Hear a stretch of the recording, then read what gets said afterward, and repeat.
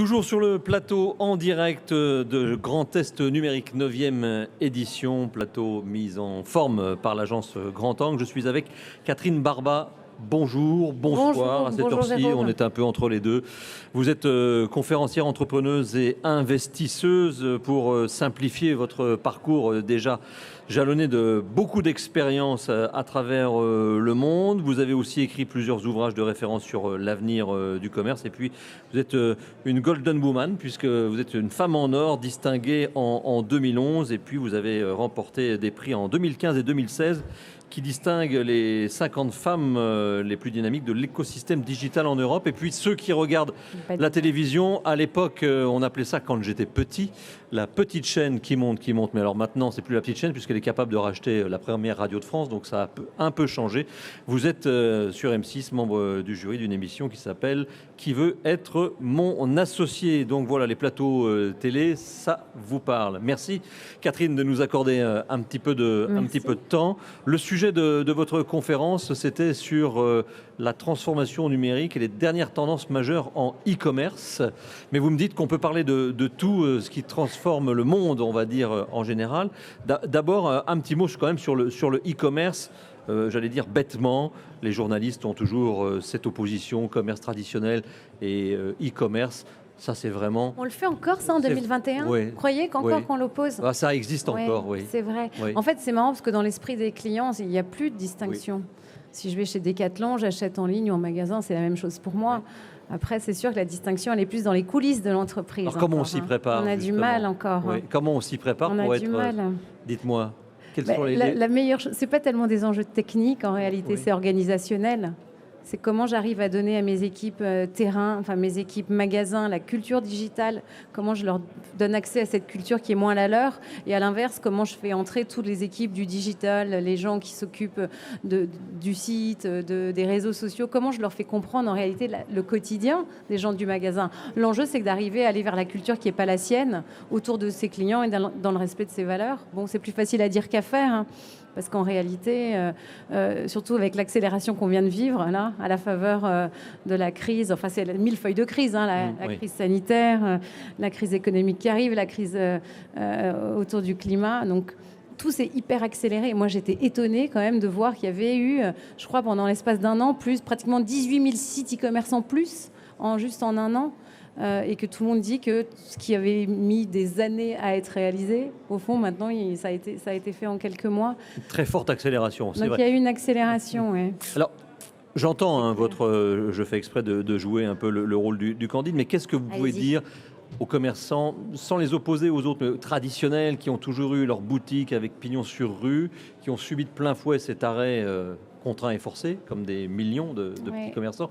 Comment les préparer pour qu'ils comprennent les enjeux ? Parce que c'est vrai que depuis ce matin, on parle du numérique. Oui. Mais le numérique a ceci de particulier que le numérique est transparent. Enfin, on parle de beaucoup de choses, c'est invisible. La vraie chose à réussir à faire, c'est de donner envie. C'est la vraie clé. Parce qu'un commerçant, il peut déplorer avec amertume l'arrivée du digital qui vient lui faire concurrence et des plateformes américaines. Mais en réalité, et puis dire, c'est vrai, au quotidien, c'est pas mon métier, c'est pas ma culture, j'ai pas le temps, ça coûte cher. Il y a plein de raisons de ne pas s'y mettre, encore aujourd'hui. Hein. Puis c'est vrai, quand on apporte des solutions technologiques aux commerçants, on leur fout la trouille. C'est hyper anxiogène, tous ces trucs. C'est vrai. Et je me mets à leur place, je me dis, mais qu'est-ce qui, moi, me ferait y aller ? Et je crois que il faut continuer à former les gens. En fait, il faut les familiariser. Et je me disais, mais qu'est-ce qui peut me familiariser ? Moi, si j'étais un commerçant, qu'est-ce qui me donnerait envie ? Peut-être que, je sais pas, j'ai entendu dire qu'il allait y avoir une école du numérique qui allait s'installer ici dans la région, par exemple. Est-ce qu'on n'imaginerait pas des duos, un étudiant hyper bon sur ces sujets e-commerce, réseaux sociaux, qui vient pendant une semaine ou une journée aux côtés d'un commerçant, juste pour lui montrer que c'est pas si compliqué. Parce qu'après, une fois qu'on a envie d'y aller, qu'on comprend que c'est un gisement de croissance, c'est un moyen extraordinaire d'attirer des clients dans son magasin, c'est un moyen extraordinaire de garder le lien avec les clients, puis juste d'être là où ils sont, quoi. On a moins de réticence à y aller. Et moi, je suis étonnée. Ça fait 25 ans que l'Internet est là, et il y a encore des vraies réticences, quoi. Donc, c'est une question d'acclimater les gens. Je crois beaucoup à ces tandems de jeunes générations, peut-être moins jeunes, pour passer le cap ensemble, quoi. Vous le dites, on a réussi quand même avec cette période de crise et cette succession de crises, mais qu'est-ce que vous retirez quand même de positif? C'est que l'être humain, même s'il traîne un peu des pieds, malgré tout, a une faculté d'adaptation extraordinaire. Mais on s'adapte, c'est Darwin, quoi. Ouais. C'est dingue. Ouais. Et il y a des défis énormes. Et en réalité, il y avait 10 millions de personnes par jour sur Zoom en 2019. Il y en a eu 300 millions par jour, là, à partir de l'année dernière. Donc en réalité, c'est quand tout va bien qu'il faudrait tout changer, parce qu'on anticipe. En fait, la nécessité fait qu'on est au bord du ravin. Si on ne fait pas ça, on ne survivra pas. Donc moi, je suis étonnée de l'élan, du souffle qu'on a tous eu pour s'en sortir. Hein. C'est dingue. Vous en êtes à votre 4e entreprise, ou vous êtes en train plutôt, c'est en gestation puisqu'elle devrait sortir en 2022, c'est ça? Exactement. Je retourne du côté des entrepreneurs en fait. Hein. Vous disiez que j'étais investisseuse et j'avais accompagné pas mal de boîtes, dont des très belles, et comme Litchi, que vous connaissez sûrement. Bien sûr. Mais là, aujourd'hui, j'ai envie de retourner de l'autre côté de la barrière, en fait. C'est ça. Ça vous manquait? Oui, ça me manquait. Je suis rentrée 5 ans aux États-Unis, en fait, et je m'étais dit, j'arrête. Je vais faire des trucs, je vais aller planter des tomates en Corse avec mon mari. Oui. Et en fait, j'ai vu à quel point la crise qu'on traverse va contraindre beaucoup de grandes entreprises à licencier des gens. Très concrètement, il va y avoir beaucoup de gens au chômage. Surtout une fois que les subsides de l'État vont être coupés après les élections présidentielles, j'imagine. Et je me dis, qu'est-ce qui va se passer pour les gens qui ont plus de 45 ans? C'est pas facile de retrouver un job quand on a plus de 45 ans, d'autant que les métiers se transforment. Et donc ça, c'est une première problématique. Et de l'autre, je regarde les plus jeunes générations, ma fille, des gens d'une vingtaine d'années. Je sais pas, être salarié, ça les fait un peu moins rêver, en fait. Ce côté subordination, travail pour un patron. Et donc, il y a une énorme poussée des indépendants en France. Il y en a déjà 3,6 millions. Et je me dis qu'il y a peut-être une passerelle à créer entre les salariés et les indépendants pour permettre aux gens de vivre de leur travail autrement et durablement. Donc j'ai envie d'inventer cette passerelle qui est une communauté, une école, pour se mettre à son compte et être rentable. Oui, alors cette école, elle s'appelle Envie, sans E à la fin. Oui, parce que ça veut dire ensemble vers ma nouvelle vie d'indépendant. Et ce qui est important, c'est que c'est ce dernier mot, c'est rentable, sans subside. C'est vrai, parce qu'il y a une vraie précarité dans le statut d'indépendant. Hein. Vous en connaissez. Nous, on est dans le monde de l'audiovisuel, et évidemment, avec les intermittents du spectacle. Exactement. Et donc, les revenus sont assez erratiques. Oui. Et puis, parfois, on est très dépendant d'un donneur d'ordre. Donc, je pense que ce que j'ai fait en rentrant, c'est que j'ai interviewé... c'est une folie, 500 personnes qui sont passées. 500 500. J'ai fait 50 Zooms de 10 personnes. J'en pouvais plus. J'avais envie de mourir. Mais j'ai regroupé ces personnes qui étaient soit des salariés qui avaient envie de se passer à l'Ouest, soit des gens qui étaient indépendants. Et je leur ai demandé à chacun, mais qu'est-ce que tu aurais aimé avoir au début? Qu'est-ce qui te retient? Quelles sont tes peurs? Quelles sont les difficultés? Et comme vous le vivez, comme on le vit, la solitude, c'est horrible. La précarité du statut, ça c'en est une autre.